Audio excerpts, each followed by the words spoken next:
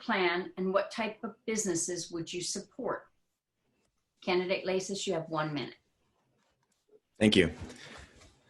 Bringing businesses to Superior is always a challenge. And if we're going to compete for businesses, we need to be prepared to play the same games that our neighboring communities like Louisville, Broomfield, Lafayette, and Erie already are. They are all offering economic incentives to lure office users into town. Office users shop at our stores, they eat at our local restaurants, and deliver a much needed lunch crowd that can serve as a restaurant's lifeblood. So if we're prepared to offer those same kind of incentives, maybe we can compete to lure office users to town. Office users also pay higher property taxes, so we need to be mindful that we do not raise our mill levies, which will get passed through to the office users through their triple net leases, which is why I have consistently voted against increasing property taxes while on the board. We need to keep those taxes low so we can remain competitive, but we also need to be mindful that Amazon is continuing to make commercial businesses, retail businesses difficult, and we need to continue to invest in our economic development consultants and economic development team to lure businesses to Superior. Thank you. Candidate Howard. Thank you. And yes, I do think it's important that we bring new businesses to Superior. I think in the downtown Superior area, obviously a restaurant hub is very important. I think we need to be creative in that though. We can't just expect them to come. We have to reach out. We have to get to those entrepreneurs who've worked together and built other areas up. So I would reach out to a group of the chef owners in Boulder and give them an extremely attractive approach to this. As Trustee Lasis said, we need to be ready to offer incentives that allow, especially restaurants who have such a high risk of failure in the early time, a way to mitigate some of the risk. I also think we need to attract some of those companies that are looking to relocate from the Bay Area, either headquarters or satellite offices. And I think we can do that in the downtown area. Thank you. Candidate Henshin.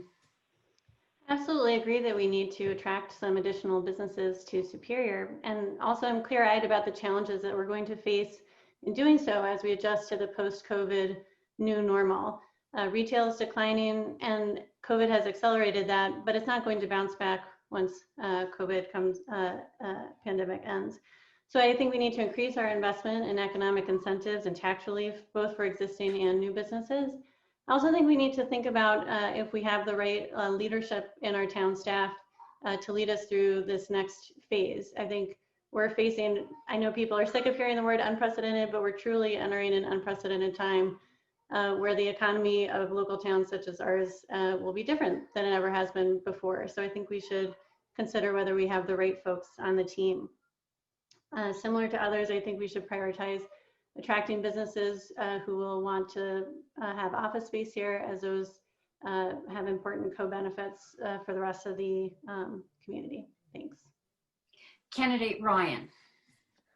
Thank you for the question. I absolutely agree that, of course, we should be trying to recruit new businesses, but first we need to be very grateful and support our businesses that are here today. 70% of our tax revenue comes from 4 or 5 of our key businesses today, so we need to continue to support them. We can't do this alone. No one trustee, no board could do it, no staff member can do it. It's going to take the entire community. The first thing we need to do is shop local where we can. And we need to reach out and leverage other resources. For example, the Metro Denver Economic Development Council is a fantastic resource that we have not yet fully tapped and need to continue to do so. Second, I think the office space is going to look very different in the future. Hopefully we're going to get on the other side of the pandemic as quickly as possible, but we are learning these new ways to connect digitally. It's not going to change. So the shared workspace, WeWork, I'm a fan of. I think the experiential businesses where families can go and enjoy time together, a meal together, a cocktail together, is the business of the future. Thank you. Candidate Oaks. Sweet. I love this question. I think I'm uniquely qualified to answer this for 2 reasons. First off, I moved here in 2006 because of a business, and 14 years later, I moved here sight unseen. So I understand the power of a business, having someone bring in here. Secondly, for the past 14 years, I've worked with small, medium-sized businesses, especially in my current role of attracting understanding small, medium-sized businesses for my software company. So I understand what they're going through right now intimately, and I'd be able to communicate that to attracting current businesses, also being able to speak the language of how to retain that business, where when we talk about unprecedented times, I'm actually solving those problems right now for businesses to help them get through that pandemic. And as everyone has said, I'll tag on to that. We have to keep the big boxes who we have. We have to attract cool restaurants because it's fun to eat, and we can't just eat at PJ's all day long and Wayne's. And it makes Superior a place where people want to go rather than Louisville. The next question, and we're going to start with candidate Howard. And this comes from one of your residents. I understand the Town 15 parcel has been defined or reserved for community or civic use. But at least one candidate and several other residents have voiced an opinion to change the zoning to residential. I would like to hear from each candidate what they intend for that 15-acre parcel. And again, we'll start with candidate Howard. So I think the Town 15 parcel, given that it's already owned by the town, presents one of the best opportunities for an additional open space area. And the reason I believe that, when we look at any parcel, is what's the economic impact on the town, not just today, but in the future? And this is an ideal opportunity to enhance and build out additional open space. So that's what I would look to use, and look at some creative ways in which to configure that open space. Thank you. Candidate Henshin. I'm not wedded to any specific use for the Town 15. I would be open to rezoning the Town 15 for residential. I'd also be open to using it as a park or open space. The use that I'm not in favor of for the Town 15 would be to construct an indoor recreational facility or another town facility that would take a lot of capital financing and ongoing maintenance costs, as I don't think that would be a fiscally responsible choice. Thank you. Candidate Ryan. Thank you. Town 15 was acquired a number of years ago through a land swap, and it is owned by the town. I do not support under any circumstance residential development under Town 15. I would, right now, frankly, it's not a priority. That land is not for sale. We have no plans to develop any type of commercial space or community brick and mortar space for that. I think the event we had the other day, the Park and Jam, was a perfect use for something like that. And we don't really know what the future is going to hold. So I like the strategy that the current board has deployed, which is let's hold this very valuable and beautiful spot and see what the future holds. But for me, the future will not hold residential housing on Town 15. Candidate Oaks. I think Trustee Ryan just looked at the notes that I wrote down here, and that it is the most valuable parcel of land that we have right now, strictly from a geographic standpoint. Being able to say the corner of McCaslin and Colton has immense value within our town, and it's a tremendous space. So unless something gets presented to me and the board and where you have an overwhelming and not just 51% approval by the town, I would do nothing with it. It's great to have these kind of ad hoc events with it, but unless there's something that is a 100% pure fit for our town, just leave it the way it is. Candidate Lasis. I want to thank prior boards for purchasing the Town 15 and preventing that land from being developed. It is currently zoned for commercial. There were plans originally to rezone that for residential use. I'm opposed to using it for commercial or residential uses. I agree with Trustee Ryan. The Park and Jam concert that we went to just this past weekend was a wonderful use of that property. I could see it being used as open space. I could also see it being used for events just like the Park and Jam. The sunset is beautiful on that property. It's a great place for the community to gather. And, we're just scratching the surface as to the options for that land. But what we don't need is additional residential use on that property. It is a great community amenity. And I'm really looking forward to seeing what it can become, whether it's parks, open space, ball fields, all of that is on the table. What is not on the table, as far as I'm concerned, is additional residential. And I just don't think that it is a proper commercial site either. Thank you. The next question, and we'll start with candidate Henshin. What are your views on ADUs and affordable housing in Superior?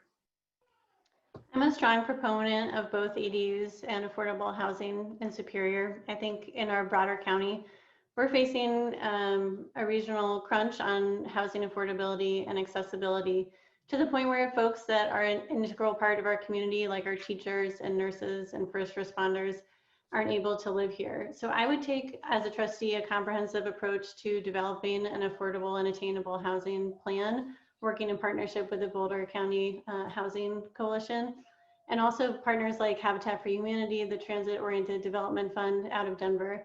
I think we have a lot of different tools that we can use. We can do transit oriented development around the RTD stop. We can do additional inclusionary housing on any new residential development that happens in the town. We can do preservation through a conservation land trust, a community land trust of existing affordable and historic housing. So I think we have a lot of choices, but we have to act with some urgency because opportunities are closing.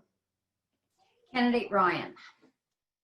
Thank you for the question. Well, I'll take it in two parts, talk about the ADUs or the accessory dwelling units, and then talk about affordable housing, because I think these are really different topics. An accessory dwelling unit is a perfect opportunity for a new home buyer to come in and have that second property that is potentially for an in-law unit where their parents may be coming in to help with young kids. And then one day, maybe that could actually flip. And as that same family ages out, maybe that family moves into the ADU.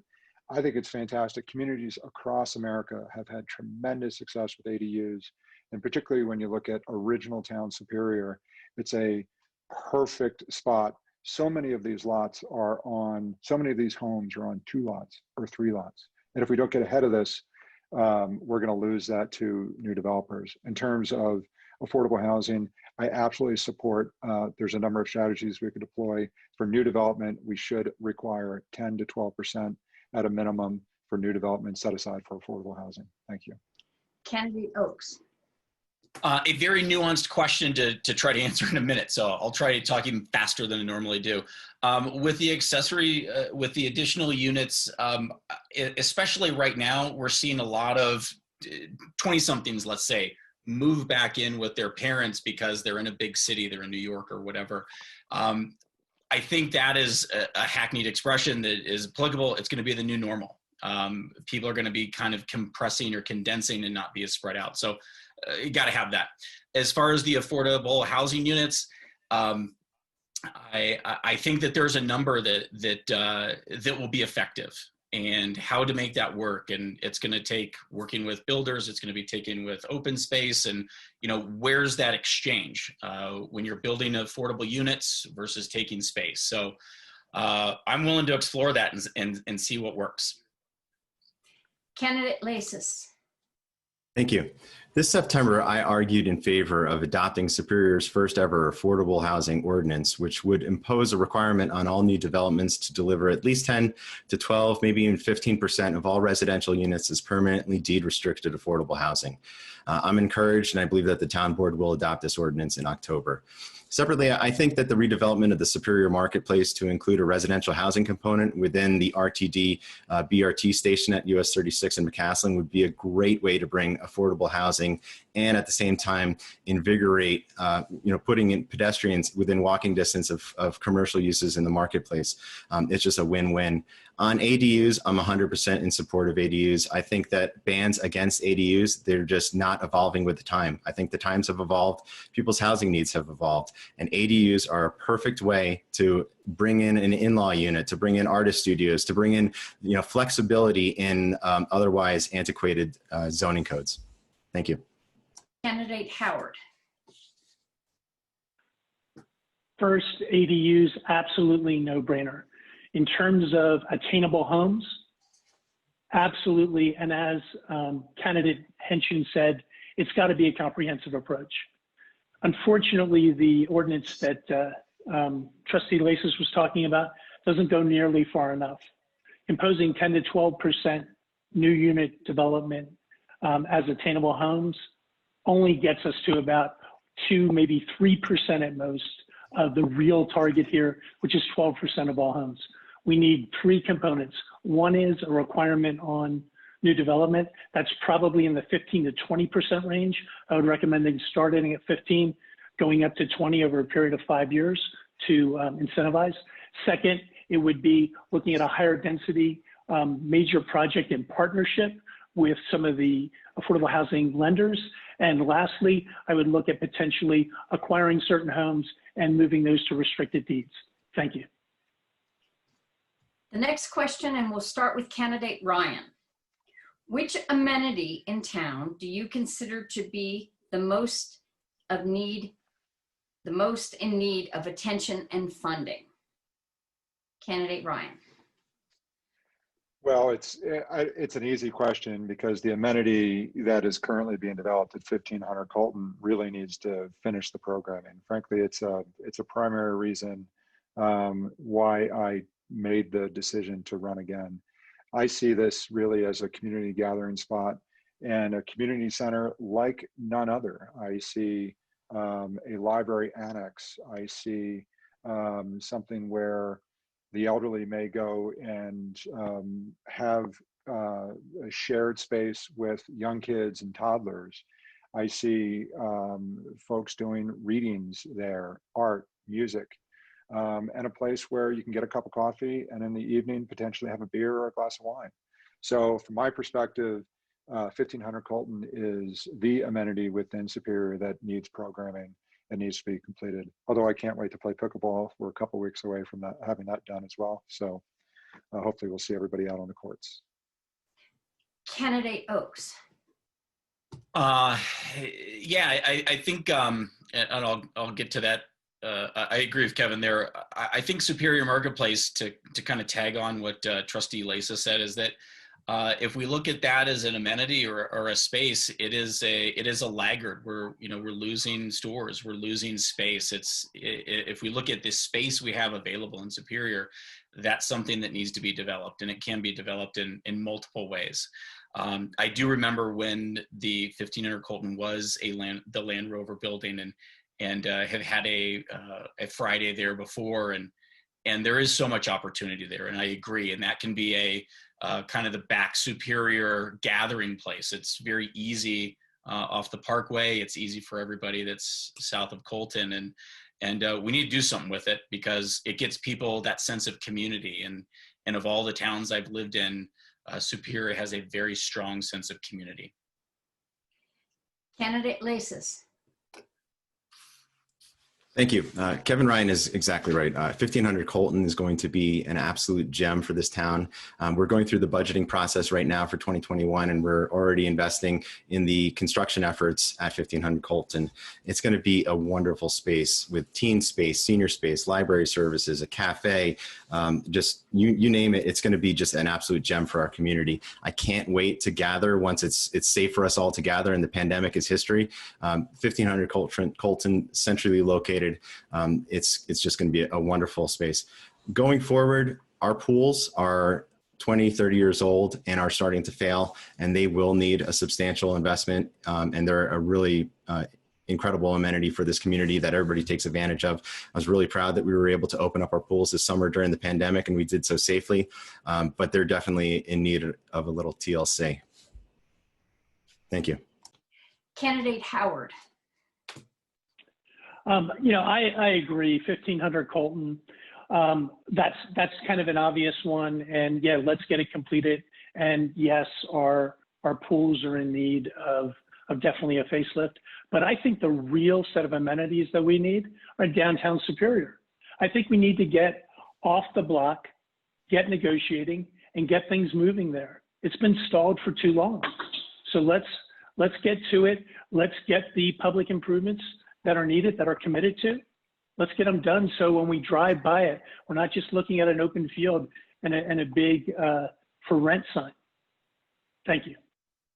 Candidate Henson. The trustee, I would definitely prioritize investing in our roads and critical infrastructure such as that. Most of the town square footage has been developed in the last 20 to 30 years. So we're coming up on a significant number of road maintenance and reconstruction projects similar to the one on 88th Street. And it would be a priority for me to see those fully funded to keep our town safe and moving. And then after that, I think I would prioritize the pools, as Lisa said. Those are similar time horizon to the roads and need maintenance. And I'd like to see us invest the maintenance required to keep all of the amenities that we already have in tip-top shape. The next question will be, and we'll start with candidate Oakes. And the question is, Superior is a safe town for walking, but sometimes the speeds of cars on Colton and Rock Creek Parkway are very fast. Should we be slowing the cars down? What are your thoughts on pedestrian and bike safety? I love this. Personal experience, I have been hit 6 times while riding a bicycle and been in the hospital twice. None of it has been in Colorado, thank heavens. Yes, too fast. We have a very small town. We are less than a mile and a half from almost every point from a main thoroughfare freeway. We need to have some better speed. We have the parkways that are open. There are multiple lanes. We've got Caslin in several places where it's double laned. But man, geez, like I would not want to be privy to have I would not want to be hit here nor anybody else. So yeah, we need to get better at speed. And as many people have been noticing over the past 2 weeks, we need to work with the Boulder County Sheriff on the speed racing that's going on in the Whole Foods parking lot and McCaslin, and I'll work like hell on that. Candidate Lasis. Thank you. We need to continue to invest in bike paths and mass transit options in and around Superior. We're currently building the US 36 bike path on the west side of 36, leveraging over $1 million in grants that we got from DRCOG, the Denver Regional Council of Governments. We're also continuing to support RTD's Flex Ride shuttles. But when we're building our roads, we need to build those roads with an eye towards the future. The way that the roads in Rock Creek and in Superior, the way that they were built 30 years ago doesn't reflect the values of our community today. So for example, when we just rebuilt 88th Street this summer, we built it with the flexibility to afford the expansion over time, but we built it with a separate 10-foot wide multi-use path on the east side that is separated from the vehicular traffic lanes to make sure that people have a safe and easy way to navigate this town without they actually need to share the road with cars and buses. Thank you. Candidate Howard. Yes, I do think it's a problem, you know, especially on Colton and Rock Creek Parkway, but I think there are other roads. Castle Peak comes to mind, where people can be flying up and down, and it presents a real danger, especially when there are cars parked on the road and kids are riding out on bicycles. So I think we need to make a concerted effort. We need to partner with the sheriff's office to ensure that there's appropriate vigilance and people understand that if they're speeding, they're probably going to be caught. I think some of the high visibility pedestrian crosswalks with the flashing lights, those are extremely effective. I think we could use more of those. And overall, I think we just need to continue to communicate to the community about the importance of this. Thank you. Candidate Henson.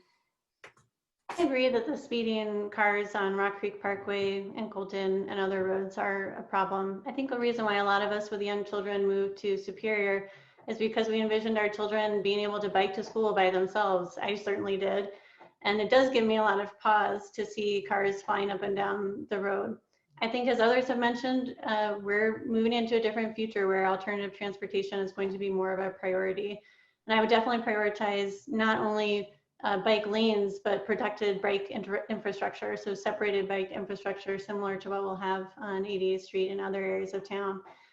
Better pedestrian infrastructure, and more frequent, more affordable, more convenient bus transit in partnership with RTD. So I think we can do a lot. I would also be in favor of traffic calming measures on those main roads to help keep them slowed down. Thank you. Candidate Ryan. Thank you for the question. I've been on the Traffic and Safety Committee meeting since I was elected 4 years ago, and I've been the chair for the last 2. So I think a lot about this.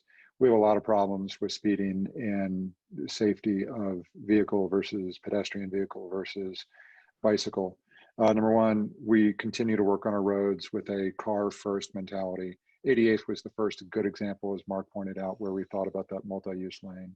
Our roads are just poorly designed, and every time we take to reconstruct a road, we need to think about what we could do for bicycle and pedestrian safety.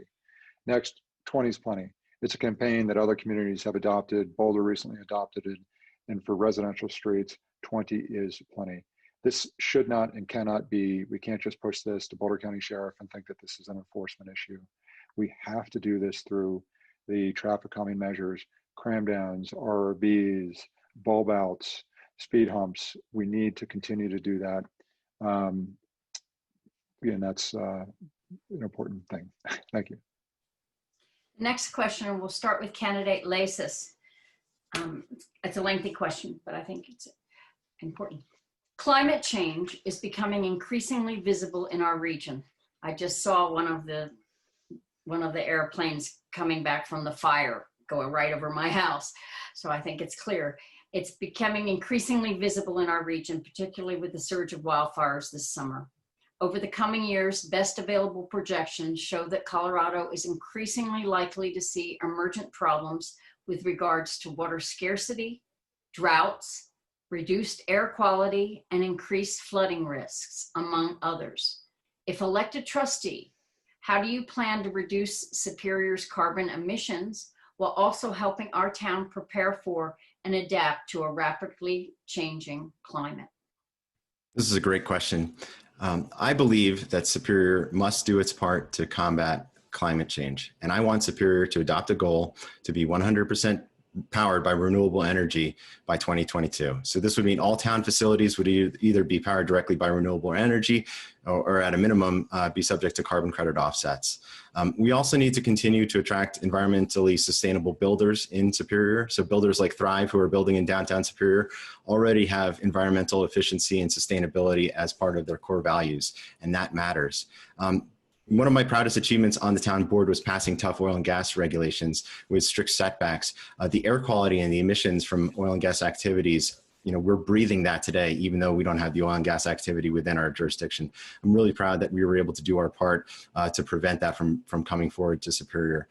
So all of these issues taken together, I think we can really take some concrete steps moving forward to do better as a town and as a community for our environment. Thank you. Candidate Howard. Thank you. Fantastic question. First thing, January 2021, put forward a resolution to join the Ready for 100 commitment to 100% renewable energy, much as Trustee Lasis said. I think we should do that as quickly as possible, and it needs to be comprehensive. It's not just the powering of the facilities. It's looking at full electric bus routes. It's looking at every aspect. It's looking at partnering with Xcel Energy to provide incentives to homeowners to move to electrification. It's increasing the building codes so that the only developers come in are looking at it with those green requirements as top of mind. And then lastly, what we would be looking to do is join a regional consortium of air quality monitoring. This allows us to capture the data that allows us to potentially litigate against Rocky Mountain Airport, as well as Weld County and others who are poisoning our air. Thank you. Candidate Henshin. Thanks for this question. Climate change and our air quality is one of the main motivators for me to run for office.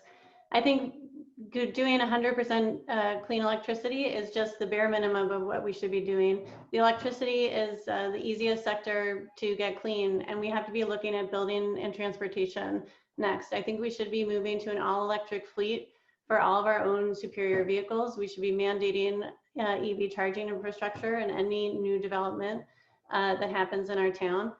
We should also be including electrification of transportation in our procurement contracts. So we should be moving towards electric vehicles for all of our waste management providers. For example, all of our landscaping contracts should be done with electric vehicles and electric equipment.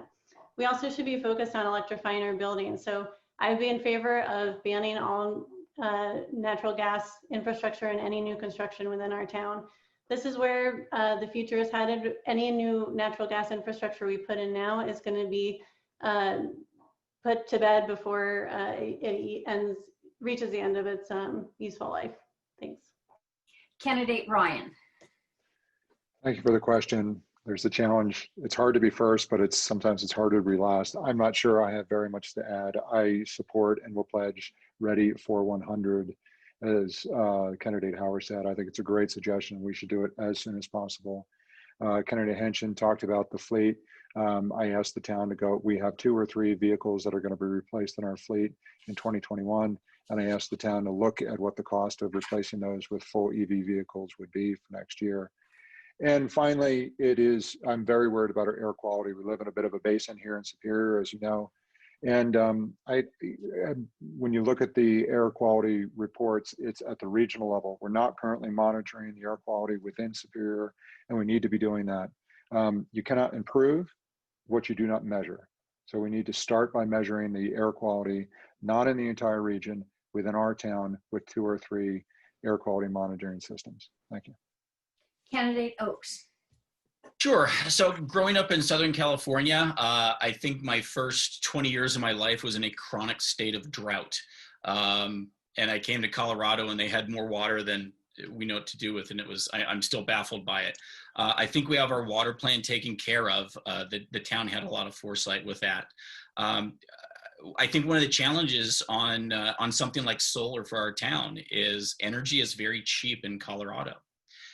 So cheap that the payback period for solar kind of makes it a little cost prohibitive from a return on capital. Nonetheless, I think our town does need to be, we're small, we're flexible, we can do things like this. I would be reticent though to legislative, we have to do 100% by X amount of time. Because now people are taking action based off of policy rather than a want to or a desire to. And if we try to legislate through that, we kind of get hamstrung by, well, it has to fit in with this box. There's more, but I'll stop. Candidate Howard, will begin with the next question. Will begin with you. This question comes from a resident concerning airport noise.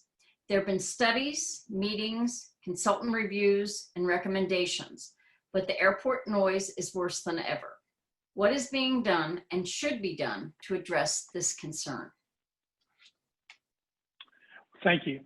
Well, first, I'm not part of the board yet, but one of the things that I think should be done, and this ties back to air quality monitoring. When we look at regulation of flight paths and so forth, we're much in the same place that the town was in back in 2018 when faced with a fracking threat. That is, we didn't necessarily have standing for some of the issues. We didn't necessarily have the power to do anything. So you had to take a different route like we did. We got public opinion, we got the press, we got our elected legislators at the state and at the federal level to put pressure. Similarly, we have to look at this and say, what are the challenges with the airport noise? How can we address it? Well, I believe one of the ways to approach this is from a health and safety perspective. Those small planes that are doing the touch and goes, they're emitting a ton of emissions from their lead-based fuels. That's what we need to measure, and that's what we need to attack. And I think if we do that, we can potentially curtail it. Candidate Henshin. The airport noise is definitely worse than it was before, given the leadership of the airport has focused on growing the airport, and more flight schools have opened, which leads to more touch and go flights directly over some of our residents. I support the efforts of the current trustees to hire the airport noise consultant to join the airport noise roundtable moderated by the FAA, which will hopefully start in 2021. If elected trustee, I would continue these efforts and also work to build relationships with Jefferson County commissioners and also Broomfield city councilors to try to help influence people who have the real power to solve this problem. I also want to say that I'm committed to being honest, and the Superior trustees don't have a lot of direct power to solve this problem, unfortunately. So while I would do what was in my power to try to address this problem, try to convince Jefferson County to step in, I can't promise that I would be able to solve this problem if elected your trustee. Candidate Ryan. Thank you. The airport plane noise is a problem. It's probably we've received more emails about this than almost anything else, with the exception of a couple development applications. If you have a dispute with your neighbor because they're playing their music too loud, and you do something like play your own music too loud or call the police, that dispute is not going to get resolved. The way to resolve that dispute with your neighbor is to bring a cup of coffee, bring a muffin, sit down and say, did you know your music is too loud and it's affecting me? We, for the first time, by my suggestion, sat down with those flight schools to say, did you know? And we learned some things. So for example, quick anecdote, one of the reasons why they're flying over Superior is on Wednesday, Thursday, Friday morning, when there's a lot of people in the flight schools, there may be 5 or 6 planes doing touch and goes. For safety reasons, they will expand that flight pattern. That flight pattern will then come directly over Superior. If only one of those planes dropped out of the pattern, they could make it a little bit tighter, would not fly over Superior. So we need to partner with the flight schools, not talk about litigation. Thank you. Candidate Oaks. Thanks. A friend of mine is actually, or used to be an instructor at the flight school, so I actually got some inside baseball on this. First, Candidate Henson is right. This is federal, and we are not closing this thing down. It was convenient for us with the fracking situation by being able to say that the fracking was going to get in the way of FAA. The feds probably gave us some weight on having those guys leave, so it was beneficial for us there.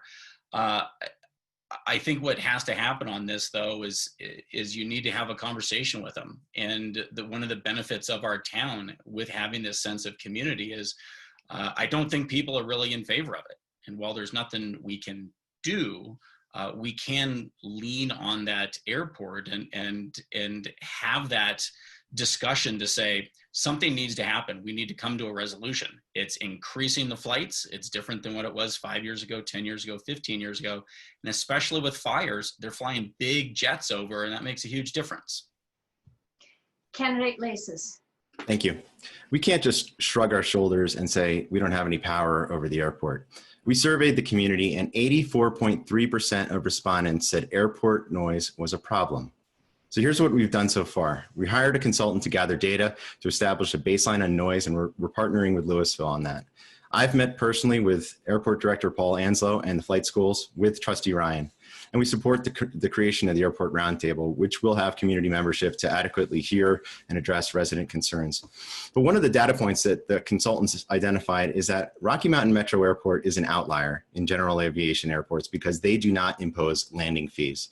Other airports have successfully adopted airport landing fees as a means of addressing airport noise. Now, we don't own RMMA, Jeffco does, and it's governed by the FAA, but we need to work with Jeffco and encourage them to do what other general aviation airports do to address noise complaints, which is impose landing fees. That will have an economic impact on the flight school operations and will discourage all the touch and go traffic. The next question, and we'll start with Candidate Henson. It's kind of an interesting one. I thought I'd give it to you. Some municipalities are proactively announcing that they will prohibit trick-or-treating to limit the spread of COVID-19. Do you believe the town of Superior should take a position one way or the other? And if so, what position should the town take on Halloween activities? And I think a follow-up question would be, how would you rank and how would you rate this town of Superior on their handling of the pandemic and encouraging the community to follow guidelines? Yeah, I give the community high marks on handling of COVID-19 so far. I think we've done very well throughout the pandemic. I don't support going back to in-person meetings because I think I want to be very safe. So I support what the town has done so far. I think when it comes to trick-or-treating, it's going to look a little bit different this year. I don't think the town should take a position one way or the other. Trick-or-treating is generally an outside activity. Children are already wearing masks much of the time. So I think as long as people are abiding by social distancing and wearing masks, I think trick-or-treating can be done safely if folks choose to participate in it. So I don't think that the town should take a position one way or the other. Candidate Ryan. Forgive me for the delay there. I agree. We should not take a position around trick-or-treating. It would, number one, really confuse residents, because if you do not take a regional approach, somebody may, if they're coming home from work and they're working in Broomfield or Denver and there you see trick-or-treating, does that mean they're not trick-or-treating here? That's going to cause some disruption and possibly some tears. So I do not think we should be mandating whether or not people can or should trick-or-treat. I think that should be a personal family decision. In terms of how I would rank our response, very high. I think we really took the regional approach, which was the smart approach, but we also took a little bit further and did some things and opened it very safely. Unlike other communities, we opened the pools, which I'm so grateful to our town staff and to the lifeguards and frankly to the community for doing that safely. It was a little clunky. We had a reservation system that didn't always work. So for that reason, I would give it a 19, COVID-19 out of a possible 20. Candidate Oaks. Yeah, absolutely 100% should not cancel Halloween, especially because I already bought a bunch of candy. But more importantly, it's people's decisions. Let people make their own decisions. We're adults. Well, it's kids, but adults can make their decision on that. Let them do it. And as far as our town, I think it's been fantastic. The last I heard was, I think it was 42 cases out of 13,000 people. There's not been, to my knowledge, I don't have any kids, no outbreak at school, no nothing. So I think our town's done fantastic with it. And again, it goes to our sense of community and, everybody lets people get along. So that was an easy one. Candidate Lasis. This really pains me because as a father of, twin 8-year-old boys, Halloween is a close second to Christmas in terms of the holiday priority list. But Superior doesn't have its own public health department. So we listen to the scientists and make our decisions based on data gathered by Boulder County Public Health and the CDPHE. And CDPHE today just issued guidance on Halloween, and they're encouraging alternatives. So it pains me. I think it's going to be a personal decision, but Superior should not be encouraging trick-or-treating on Halloween. In terms of our response to COVID-19, we're fortunate. We've only had 53 confirmed cases in Superior to date, but we were quick to adopt a mask mandate and switch to remote board meetings. We declared a disaster declaration and state of emergency on March 15th. We closed our playgrounds on March 25th and implemented a mask order on May 1st. That was 2 months before the governor issued a statewide order on July 22nd. And this was all done while the president was telling the nation not to wear a mask. So I think that we've done a great job listening to the scientists, and we're going to continue to do so. Candidate Howard. As just identified by Trustee Lasis, you got to follow the facts and data and the advice of the experts. And so CDPHE, what they're saying is, look, we're seeing a upward trend right now in cases. The CU bubble that everyone was talking about now is spread to every single age group. What we have to do right now, and especially those in leadership, have to be communicating. We need to potentially do more, not less, because we don't know what is going to happen at the end of October right now. That's 30 days from now, and we could have the start of the flu season. We could have the concomitant reality of that with COVID. So I think we have to follow the experts' advice. And so I would be suggesting, as a town, alternatives to the traditional trick-or-treating.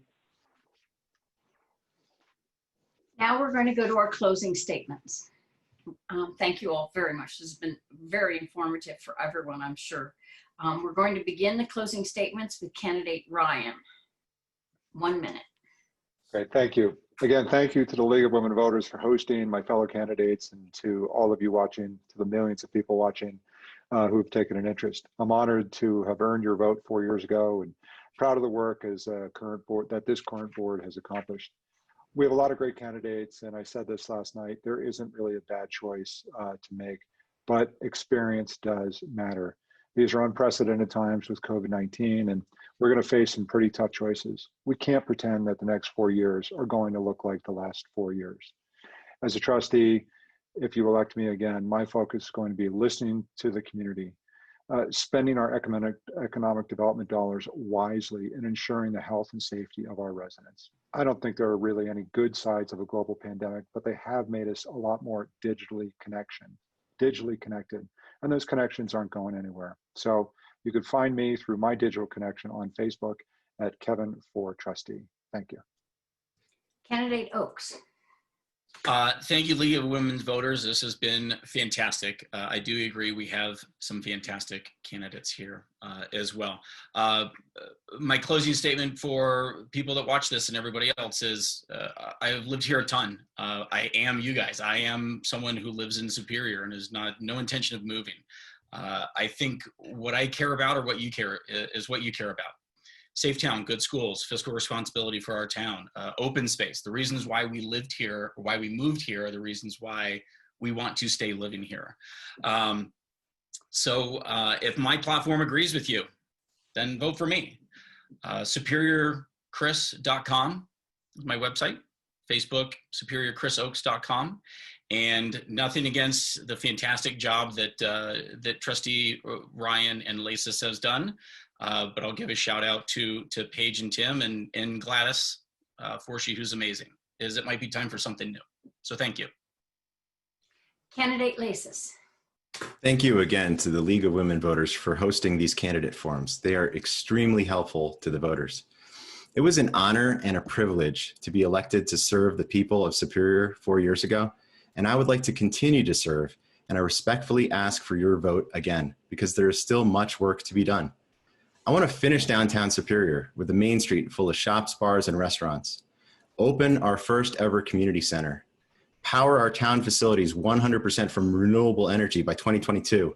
Continue our efforts to protect the public health and environment by strengthening our oil and gas regulations and addressing airport noise.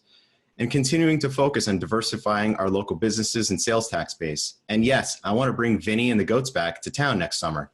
Experience and leadership matter.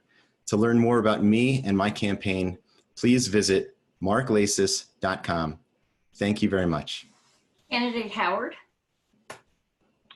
Well, thank you to the League of Women Voters for putting on this forum. Thank you to my fellow candidates for a fantastic discussion tonight. And mostly thank all of you for the excellent questions that really hit at the heart of the things that are confronting Superior right now. If elected, I will give everything I can to make the town better. One of the things we didn't touch on today was about inclusivity, diversity in a big way. And I think that is something that we need to focus on. It needs to be front and center. But lastly, if you want to learn more about my campaign, go to timforsuperior.com. And most importantly, everyone, please vote. Vote the entire ballot. Whether you vote for me or not, please make sure your vote is counted. It's your voice. Thank you. Candidate Henshin. Thank you again to the League of Women Voters for hosting this forum. If elected your trustee, I pledge to work hard and listen to all voices. I will strive to treat my fellow board members and citizens with kindness and respect. I will be honest, sharing my true position on every issue, regardless of whether it is politically advantageous or popular. I will advocate for affordable and attainable housing, environmental sustainability, and diversity and inclusion. I will use my business background to help make good decisions for our local economy. I want to be your trustee so I can help build a new era of leadership for Superior that puts our values first. To learn more about me and my campaign, visit me on the website at paigehenshin.com. It would be an honor to serve as your trustee, and I ask that you vote for me, Paige Henshin, this fall. Thank you. Thank you all. On behalf of the League of Women Voters of Boulder County, I would like to thank all of our candidates, not only for your participation in tonight's forum, but also for your participation in the democratic process. Running for office and serving as an elected official is hard work, and we really appreciate your efforts. Thank you to the League Candidate Forum volunteers, and finally, thank you to the constituents and the forum audience and the people who submitted these great questions. These are challenging times, and all the more reason to ensure a strong democratic process that engages as many community members as possible. Colorado has one of the most efficient and accessible voting processes in the country, so let's use it. Thank you for your participation and encouraging your family members, your friends, your neighbors to pay attention to the important issues affecting our community. And as all of you have said, vote. You can check out our League voter information website for more information about and the candidates' answers to our questions that we've posed to them at Vote 411, and that covers the entire ballot in Colorado. So it's vote411.org for election information. Links to this forum will appear on the League's website at lwvbc.org. The League of Women Voters of Boulder County works through the year to help empower voters and defend democracy. If you want to lend your time or skills to encourage civic engagement for all people in a nonpartisan manner, please join us. All the information you need is at lwvbc.org. Thank you all very much and have a wonderful, safe evening. Thank you, Josephine. Thank you, Mandy. Thank you. Thank you.